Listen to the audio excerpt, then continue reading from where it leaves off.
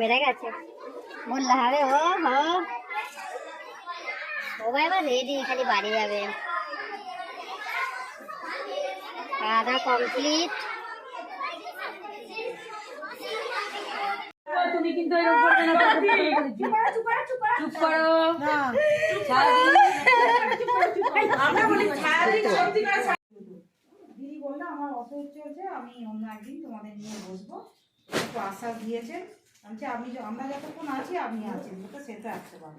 আমার কিন্তু ছায়াদির জন্যেও এটাই বক্তব্য, গঙ্গাদির জন্যে, সুমিতা চলে গেছে জাঙ্গিপাড়ায়, তবু আমরা যেমন আছি আমরা তেমন থাকবো, এই অঙ্গীকার আমাদের বদ্ধ রইল। ছায়াদি যখনই ডাকবে বা আমরা ছায়াদিকে ডাকবো, ছায়াদির সুস্থতা কামনা এবং ছায়াদির মতন আমি বলবো, ছায়াদি তুমি আশীর্বাদ করো। আমি চাই আমার কতলপুরের মেয়েরা যেন এইভাবে সসম্মানে সবাই আজকের দিনটা করতে পারে। যেদিন সমাজ সেন্টারে আমরা এসেছিলাম সেদিনও জামাইবাবু অসুস্থ, হসপিটালে ভর্তি, তবু এক গ্লাস চা করে ছায়াদি গেছে। এই যে তার মানসিক যোগ, এইটাই একটা আইসিডিএস এর কর্মীর যোগ। তার কাছে কোনো কিছুই তুচ্ছ, সব কিছুই তুচ্ছ মনে হয়েছে।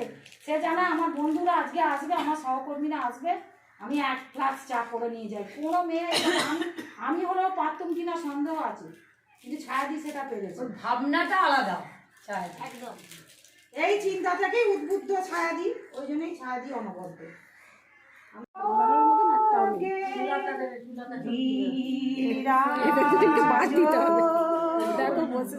সত্য সুন্দর সবাই মিলে বল আনন্দ লোকে মঙ্গলা লোকে বিরাজ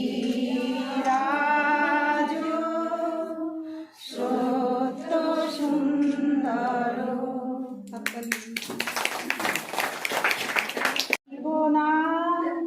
বাইবনা মোর খেয়া তরি এই ঘাটে গো, যখন পড়বে না মোর পায়ের চিহ্ন এই বাটে, চুকিয়ে দেব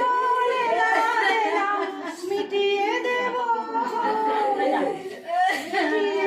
বন্ধ হবে আনাগোনা এই বাটে, তখন নাই বা মনে রাখলে, যখন করবে না পায়ের চিহ্ন এই।